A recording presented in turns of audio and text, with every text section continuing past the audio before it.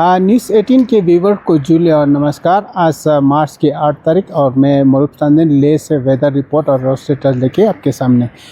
तो सबसे पहले मैं टेम्परेचर की बात करूं तो ले सिटी का जो टेम्परेचर रिकॉर्ड किया गया -10.7 डिग्रीज़, करगिल का 13.7 डिग्रीज़, हुंदर का -3.6 डिग्रीज़, द्रास सेक्टर का -20.3 डिग्रीज़, पादुम जांस्कर जहां पर बर्फ़बारी ज़्यादा गिरने के कारण टेम्परेचर में काफ़ी गिरावट है। जो लद्दाख में सबसे ठंड इलाका रिकॉर्ड किया गया -24.9 डिग्रीज़, न्योमा का टेम्परेचर -13.1 डिग्रीज़, स्टकना का टेम्परेचर -11.5 डिग्रीज़, टंगचे का टेम्परेचर -12.10 डिग्रीज़, खलसे का टेम्परेचर -6 डिग्रीज़, उपशी का टेम्परेचर -15 डिग्रीज़ और शीशोद का टेम्परेचर -9.8 डिग्री। यानी कल के मुकाबले में आज थोड़ा गर्म रहा।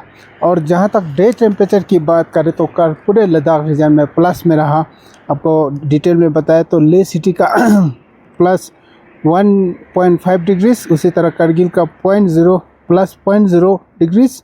दिस्कित सबसे गर्म इलाका रहा। कल दिन के टेम्परेचर की बात करें तो +7.5 डिग्रीज़, द्रास का +3.2 डिग्रीज़, पादुम का भी +3.6 डिग्रीज़, उसी तरह न्योमा का +2.6 डिग्रीज़, टंगचे का +1.9 डिग्रीज़, उपशी का +1, शीशोद का +3.9 डिग्रीज़। तो ये थे जो टेम्परेचर की जो रिकॉर्ड आज लद्दाख में रिकॉर्ड किया। और दूसरी तरफ आपको बता दूं कि ज़ोजिला की स्टेटस के बारे में बताऊं तो हमें पीसीआर द्वारा जानकारी मिला कि अभी कम से कम ज़ोजिला खुलने में कम से कम हफ्ता लग सकता है।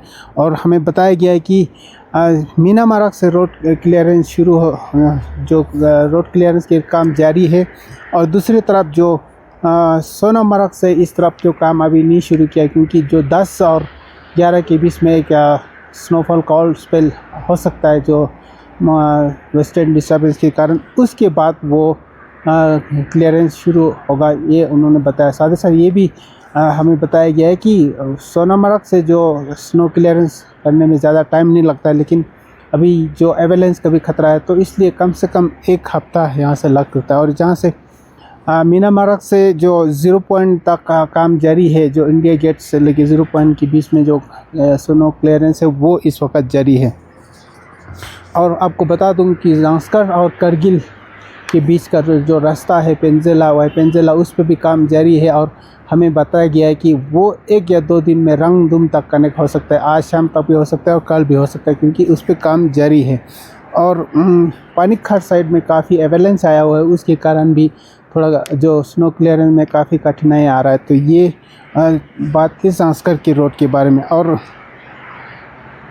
आपको बता दूं कि जो ले डिस्ट्रिक्ट की जो ट्रैफिक मूवमेंट की बात करें तो चंगला इस वक्त दोनों तरफ के लिए ट्रैफिक के लिए खुला हुआ है।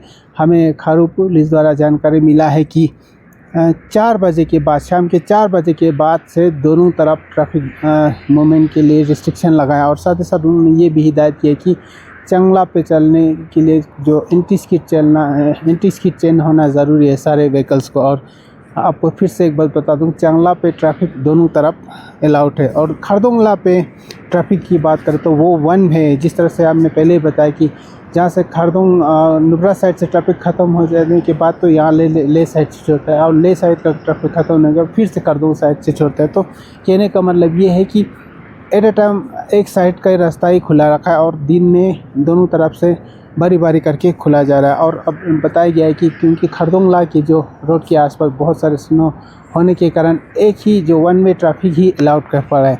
और ओवरऑल की बात, जो वेदर की बात करें तो जिस तरह से हमने मेट डिपार्टमेंट से पता किया तो 10 और 11 को बर्फ़बारी हो सकता है, लेकिन उतना नहीं होगा जितना पहले हफ्ते में हुआ। और उनका कहना है कि जितना पहले हफ्ते में हो उतना फरवरी और मार्च में हमेशा जो बर्फ़बारी होता है। तो ये थे वेदर रिपोर्ट और रोड स्टेटस। मुझे दीजिए इजाज़त।